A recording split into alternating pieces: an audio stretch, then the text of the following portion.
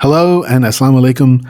My name is Tariq Ahmed, and this is the seventh episode of The Democratic Way. Thank you so much for tuning into this episode, for subscribing at taraqa.substack.com or at the YouTube channel if you prefer YouTube, Freed by Islam. Thank you so much again for subscribing, for following this series, for watching for the first time, if this is your first time, for sharing it with people, for liking, for commenting.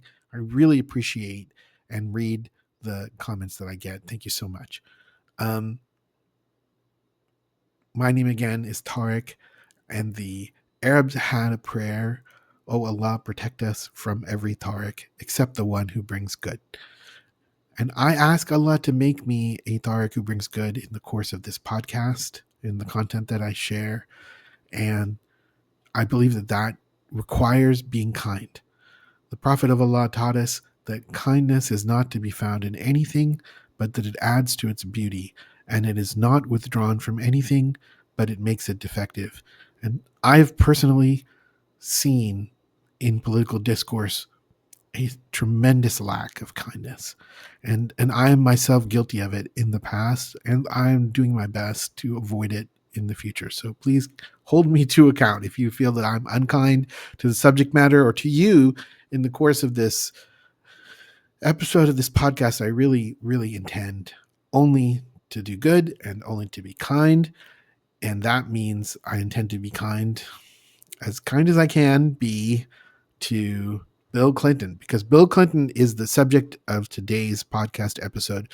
We've been talking about the Democratic leadership in past episodes of the podcast series. I want to make sure that everyone knows that, in my opinion, there has not been a more consequential president than Bill Clinton in the modern era, and certainly none of the presidents that we've had, Democratic presidents in particular, have been as consequential as Bill Clinton for what it means to be a Democratic leader and what it means to be a Democratic presidential candidate. Bill Clinton really, really put his mark on the party and put his mark on party leadership. So much so, when he won this election, this was the 1992 election, when he won this election, it so impressed Tony Blair, who was in labor, not in labor, like pregnant, but he was in the Labour Party in England. So much impressed him that he came to America with his team just to study how Bill Clinton set his policies, how he brought the Democratic Party to the right, because Bill Clinton intentionally cast himself to the right, and he did that even during the primary. He set himself as being the most, he didn't use these words that I want to be the most Republican candidate, but he set himself to be far to the right on domestic policies, and he wanted to be perceived that way so much that he was to the right of all the people who are on the screen, basically. The Democratic primary in 1992 was heavily contested, was very well contested. Look, we have to talk about the 1992 election and the 1992 primary, not because it's important to me, but because you've already seen some interesting things. If you recall previous episodes of the podcast series, first of all, on this screen, there's another face. It's not just two faces. It's Ross Perot. And over here, look, we've been talking about two or three choices for Democrats, but now there were 5 real strong candidates in 1992. And there were other strong candidates who didn't even get into the race in 1992. And they didn't do it because they were afraid of George Bush. So, that's amazing. And that's something that we will talk about, but not today. Today, we're talking about Bill Clinton. And as I said, he tacked to the right. And here's one example of how he did it.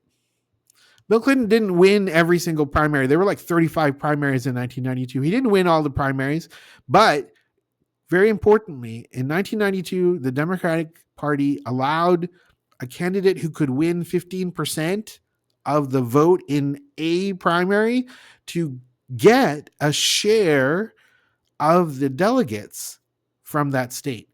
So through the course of the primaries, even from the beginning, Bill Clinton would maybe come in third in a primary in the beginning, and he would get a small share of delegates, and he would share, if you will, the other delegates with the people who finished higher than him. And then we come to Super Tuesday. Super Tuesday, how to get into that? When you have so many primaries, there didn't used to be so many primaries, but when you have so many primaries, then those elections have to be held on certain dates. Everybody wants to be on an important or auspicious date. So Super Tuesday is a day on which many states have their primaries together. I mean, on the same day. So before Super Tuesday, Bill Clinton wanted to set himself apart, and he really wanted to make it clear how conservative he was. And he really wanted to send a message to a particular group of voters, white voters. So he goes to Stone Mountain, Georgia. Stone Mountain is a mountain outside of Atlanta where in 1915, the Ku Klux Klan was revitalized with a ritual burning at the top of the mountain. It's a mountain, the face of which that faces Atlanta, or at least you can see from Atlanta, was turned into a giant monument to the Confederacy by an artist who's well known for his grand monuments. It's the same artist who did Mount Rushmore. Okay, so it's not the same kind of monument as Rushmore, except that they're both carvings in stone, right? So Rushmore is the busts of certain U.S. presidents. This is a relief that shows certain Confederate heroes, in quotation marks. So he goes to Stone Mountain, which is, I mean, when I say like the Confederate, like the KKK is the largest, most violent, most dangerous over time white supremacist terrorist organization in the United States. Lynchings, burning crosses, terrorizing blacks in this country. Ones you've heard of like Malcolm X, ones you've never heard of. Lynchings all over. I mean, he goes there in 1992. But he doesn't just go to Stone Mountain. He didn't attend a Klan rally, if that's what you're thinking that I'm saying. He didn't attend a Klan rally. But he goes to that mountain. The site that he's at, it's at the intersection of two streets, one of which is named for the KKK Grand Wizard who revitalized the KKK in 1915. So it's a campaign stop. He picked it. And those people behind him, those are not milkmen. Those are not delivery drivers. Those are prison inmates. This is the Stone Mountain Boys Boot Camp, a small Georgia state correctional facility. Those are inmates. And as you can see, most of them are black. And the men around Bill Clinton are conservative Democrats. Commentators have compared this image to white overseers who are, I mean, it's just a horrible image in terms of race relations. And yet, amazingly, Bill Clinton not only pulls off this stunt, but he manages to win 70% of the vote of black Americans in the 1992 elections. So he very successfully sells this message to white Americans that he will be tough on crime, which is a dog whistle for being tough on blacks, especially when you're standing in the picture the way that you are, in the place that you are. But I mean, he is so focused on not looking like he's weak on crime, and with that same quotation marks, he goes back from the campaign trail to Arkansas in order to execute someone on death row. This is a person whose, appeals had expired. He didn't have any more appeals, and unlucky for him, his execution date was in 1992, and there's no way that Bill Clinton was going to pass up the opportunity to execute someone no matter what, because he certainly wasn't going to try. He wasn't going to let himself be cast as a Michael Dukakis. Michael Dukakis was the Democratic nominee in 1988 and failed miserably against George Bush. And part of the reason was how he was portrayed as being weak on crime. Unjustly, perhaps, but he was definitely portrayed that way, and he was horrible as a politician, was not able to get out from under that at all. Bill Clinton wasn't going to do that, so he does this, which is unnecessary, and he kills a death row inmate on his execution by not granting him clemency, no matter how many people were asking for it. And why am I bringing this up? I mean, it's a death row inmate, right? It's a person who was convicted and sentenced for crimes, and those crimes were not committed in 1992. Those crimes were committed in 1981. Why is this significant? Well, that criminal, his name, Ricky Ray Rector. I needed to read it because it would be really easy to mess up the name. He committed those violent crimes in 1981. No one's disputing that. But before he was caught by the police, he shot himself. Whether he was trying to kill himself or not, what happens? He becomes essentially lobotomized. He shot himself in the bullet messes up his head. He's got brain damage. And by the time of his, certainly by the time of his execution, he was utterly incompetent. People were begging Bill Clinton to give clemency, to prevent the execution, and he refused to do it. The Supreme Court refused to give cert, and that basically means that the Supreme Court also refused to intervene. That's the best way to look at those words without describing, a lot of legal concepts right now. So Bill Clinton had the opportunity to prevent this execution and chose not to, right? Because he wanted to send that message, that tough on crime message.